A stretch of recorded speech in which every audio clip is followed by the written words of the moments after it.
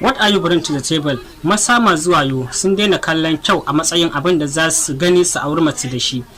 Me suke nufi da what are you bring to the table?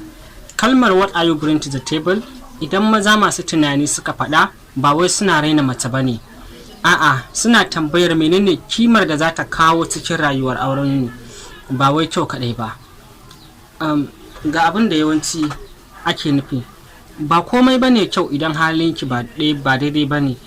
Ana neman mace mai haƙuri, mutunci, girmamawa, aminci. Mai hali shine yake gina gida ba kyau ba. Ba wai digiri kadai ba, amma yanda kike warware matsaloli, yanda kike fahimtar rayuwa, yanda kike sarrafa fushi da kuma damuwa.